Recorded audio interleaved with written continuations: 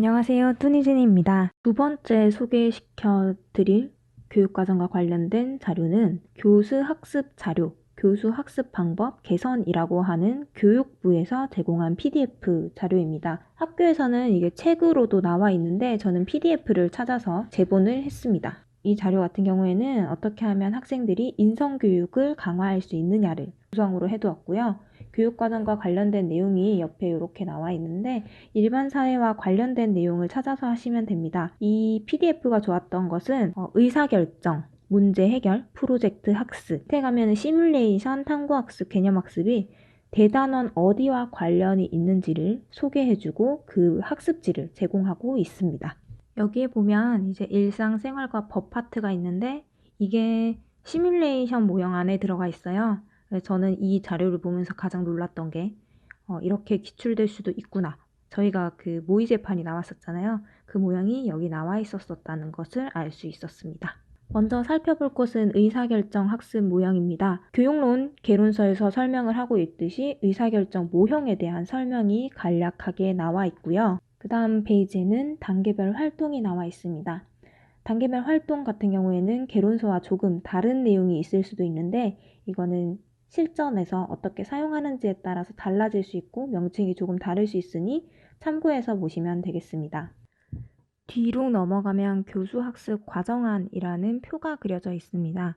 이 표에는 앞에서 본 단계를 조금 더 간략하고 보기 편하게 정리해 둔 건데요.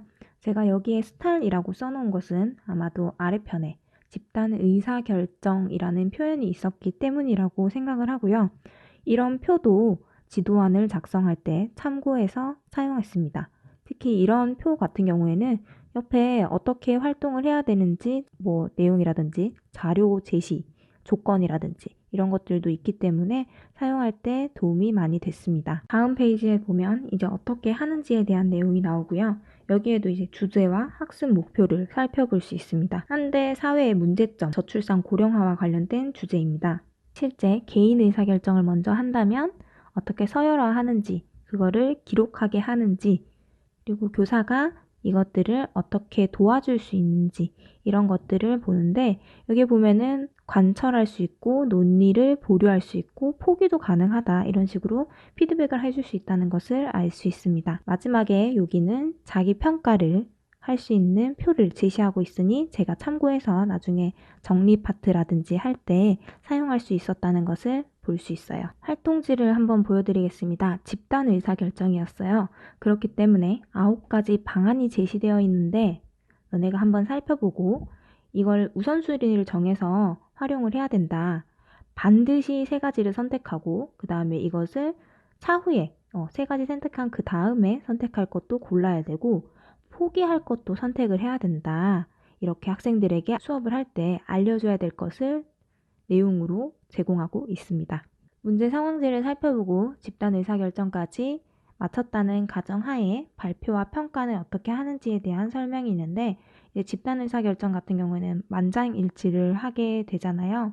그 부분에 있어서 이제 학생들이 스스로 자기평가를 하거나 동료평가를 할 때 왜 만장일치가 어려웠는지 그 생각을 공유하도록 하는 것도 민주주의, 민주시민을 기를 수 있는 방법이라고 제공하고 있습니다.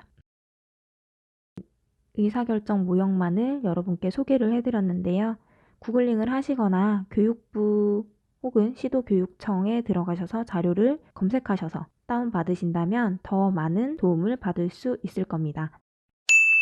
마지막으로 소개시켜드릴 2015 개정교육과정과 관련된 자료는 교수 학습 자료입니다. 이건 역시 PDF로 다운을 받아서 제본을 했었고요. 이 자료를 제가 추천드리는 이유는 2018년 기출문제랑 관련이 있었어요. 활동 5를 보면 환율에 웃고 우는 사람들이 나와 있습니다. 교과서에 이 내용이 들어와 있기도 한데요.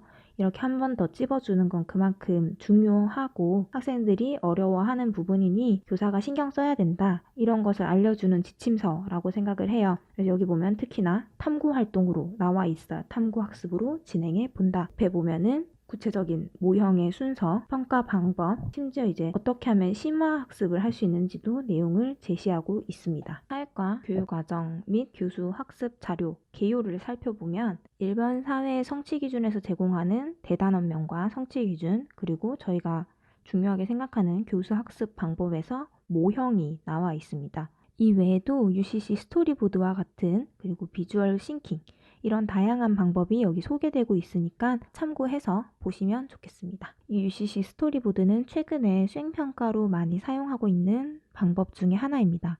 그런데 저희 개론서에는 나와 있지 않습니다.